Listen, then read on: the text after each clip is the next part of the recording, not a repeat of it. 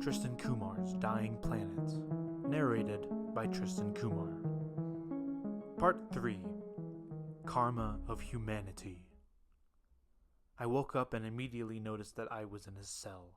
I sat up immediately and watched as some people walked away. "Wait, where am I?" I yelled at them, but they kept walking. Someone did answer me though, but not who I expected. One of the Fire Earthers, named Oscar, said, "Prison, isn't it obvious?" Oscar was one of the founding members of the Fire Earthers. I was as well.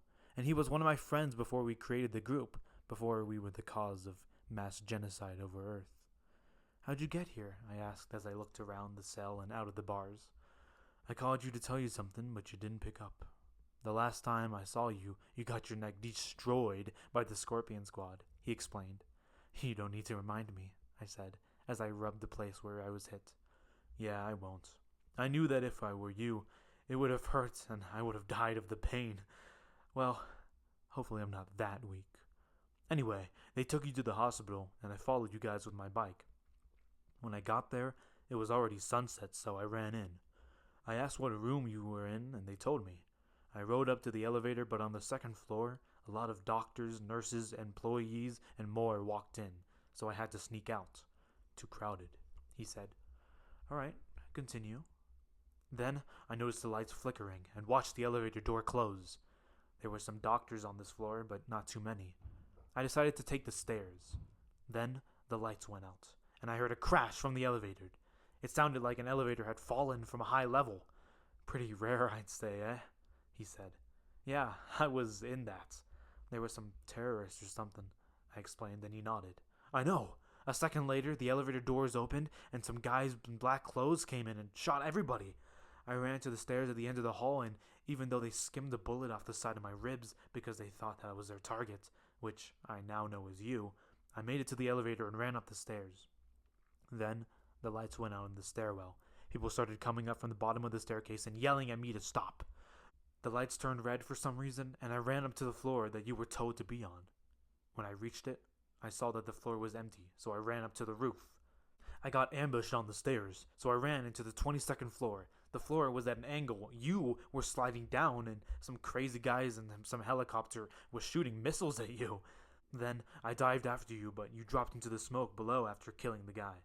I jumped after you again into the smoke, and then couldn't stick the landing as usual, and went unconscious.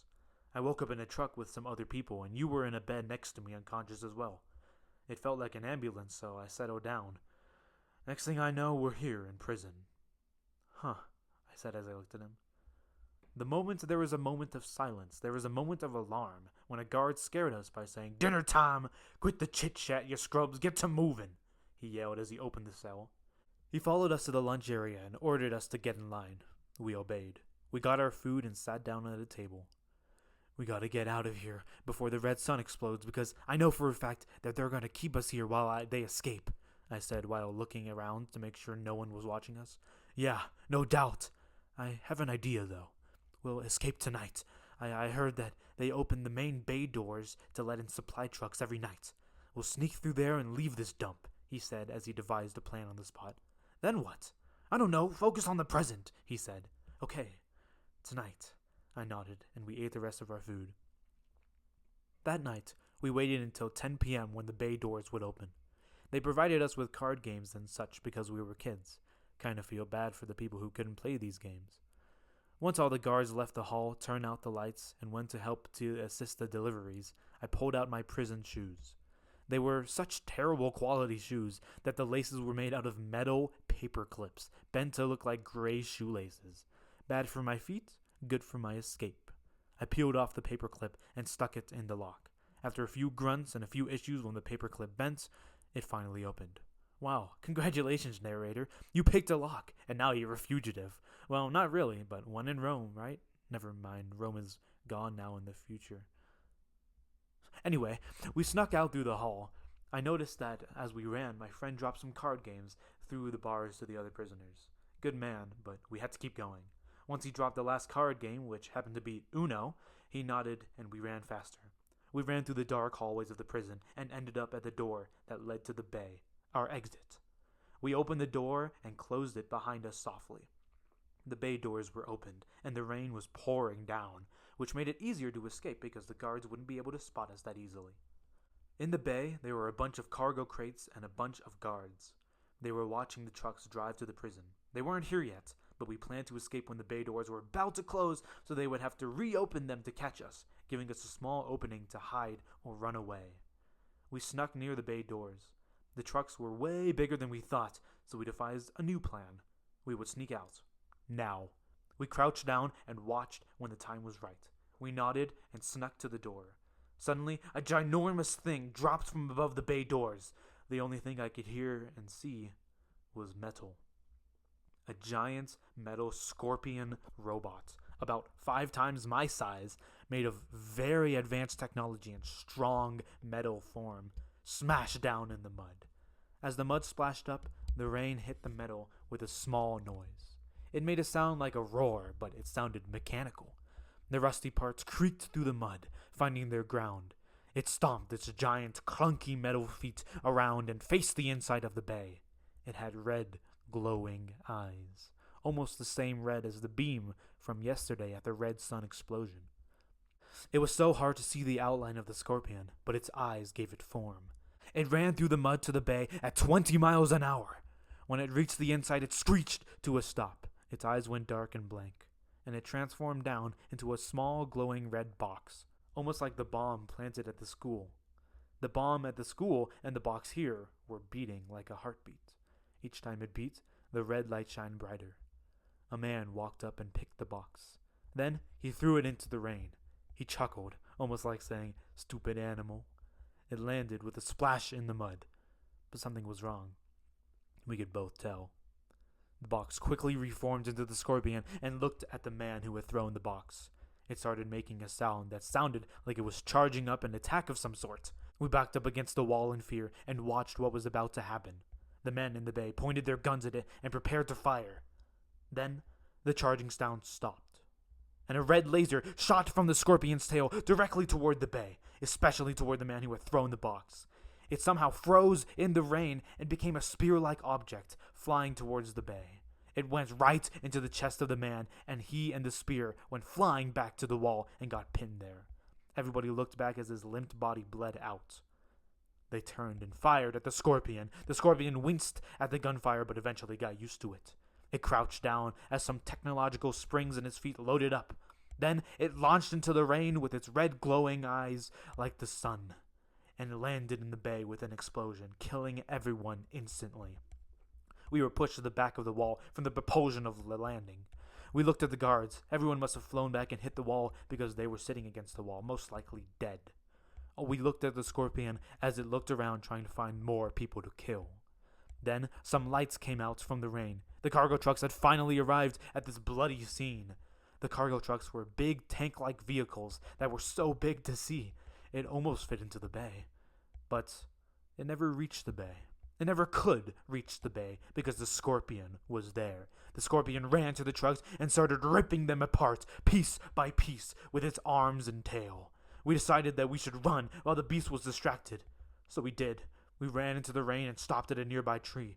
We could see the final truck explode as the scorpion roared again. The destruction and the fire sizzled in the rain as it let up. It eventually burned out as the storm ended. The rain started to stop, and eventually it did. The morning light shone on the land once more. The scorpion looked at us when we were admiring the sun. I shook my friend and told him to run into the wild.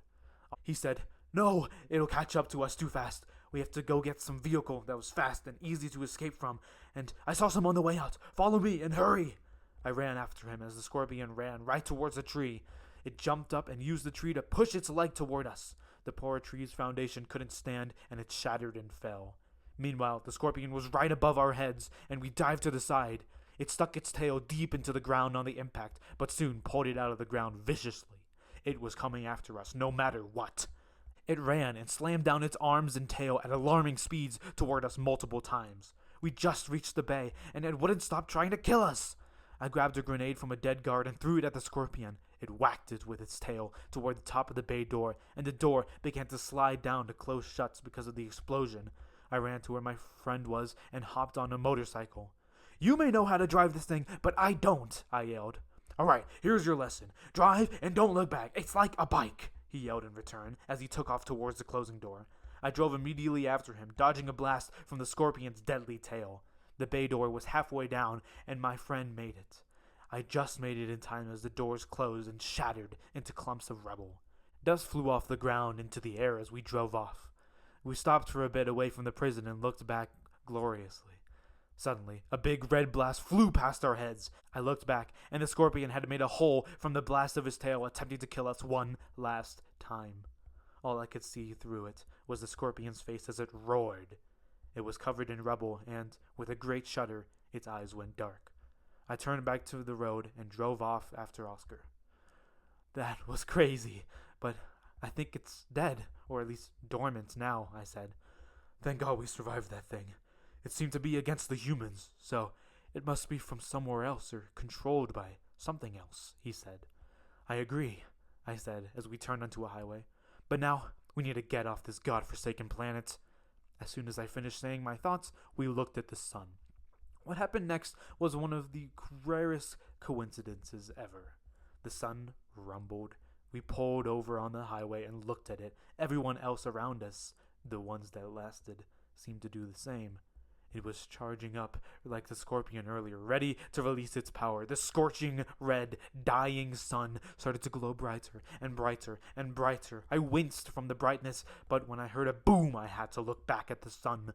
I had to experience the explosion of the sun itself. But a shockwave of a 50-mile-per-hour wind gust stopped me from seeing the chaos, so I turned around to see more. Cars flew away, as well as people. Structures began to crack, and some even broke down on sight. I held onto a truck, hoping it would not fly away as well. Yet it still started to rise up into the air, but I slipped and let go. But when I did, the wind finally stopped, as everything dropped and returned to obtain the force of gravity. I looked at the sun, but there was no sun anymore. More than 1 million asteroids of the sun's remains were heading towards Earth very quickly. It does turn out that the sun does want the Earth and humanity dead. Interesting coincidence. I could hear my friend saying, "This is the beginning." He took a shuddering deep breath. "Of the end." This episode was recorded by Tristan Kumar. Sorry if it still sounds weird, I am kind of sick as well. But if you like this, then check out the next video in the series, and I'll see you next time. Thank you.